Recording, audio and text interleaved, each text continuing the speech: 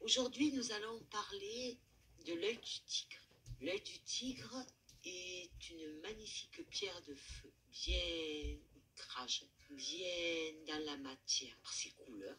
C'est vrai qu'elle rappelle l'œil du tigre, qui est un animal bien, on va dire, terrestre. On retrouve beaucoup l'œil du tigre en Asie, en Chine.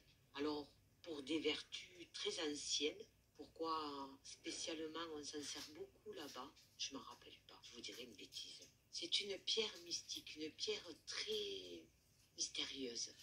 Elle pose beaucoup de questions aux amateurs de pierres, des gemmes, des lithothérapies, parce que depuis de nombreuses années, on sent que cette pierre détient un secret. Elle détient l'œil, elle détient ce qu'elle voit, elle détient un secret mystique. C'est une pierre précieuse.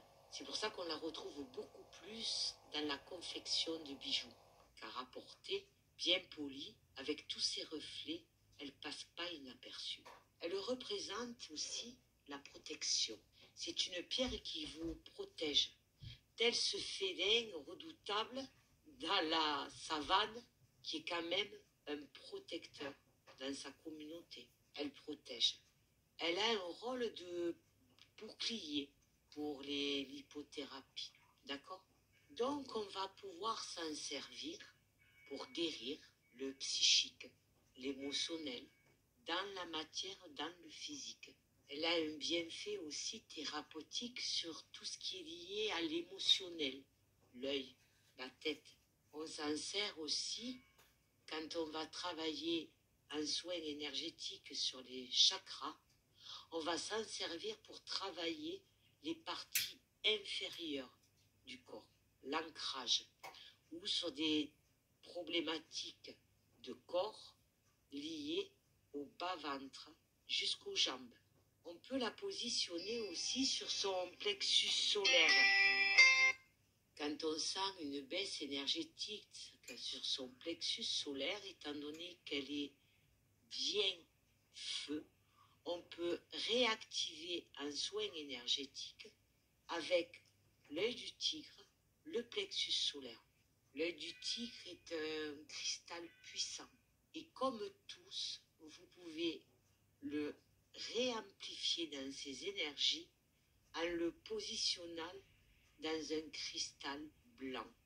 Un cristal de roche va vous permettre de réactiver beaucoup d'autres pierres qui sont de la même famille de cristaux. Quand vous vous servez de vos pierres pour vous ou pour quelqu'un, pour penser toujours à la décharger et pour le remettre rapidement en puissance dans ses énergies, vous pouvez la repositionner à côté d'un cristal de roche qui amplifie, qui remet à volonté les pierres de leur égrégore commune pour accélérer leur recharge. Elle va être aussi donnée dans des sportifs pour augmenter et améliorer leur puissance, leur force, la force du tigre, pour avoir cet instinct de félin, de réagir immédiatement. On va la conseiller aussi à des gens qui, dans leur journée professionnellement, ont besoin d'être toujours en interaction et dans le feu de l'action. Des pompiers, des gens qui sont dans des milieux médicaux où ils doivent poser des diagnostics rapides. Je m'en sers aussi pour l'estime de soi. Ça m'arrive savoir aller voir à l'intérieur de soi.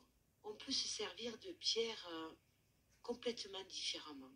Certes, elles ont des fonctions, mais n'oubliez jamais que vous ne pouvez pas avoir toutes les pierres, mais toutes les pierres sont en vous. Les pierres aussi forment des familles. Et quand vous choisissez plusieurs pierres, étant donné que vous ne pouvez pas toutes les avoir, prenez celles qui sont dans des couleurs qui vous appellent, dans des couleurs de base que vous avez besoin au quotidien, les chakras, mais surtout qu'elles correspondent à la même énergie, aux mêmes égrégores. Renseignez-vous sur leur descendance, leurs rapports familiaux entre pierres, géographiquement, renseignez-vous et avec très peu de pierres, étant donné que ce sont des pierres de la même famille, vous arriverez à travailler plusieurs choses avec les mêmes pierres.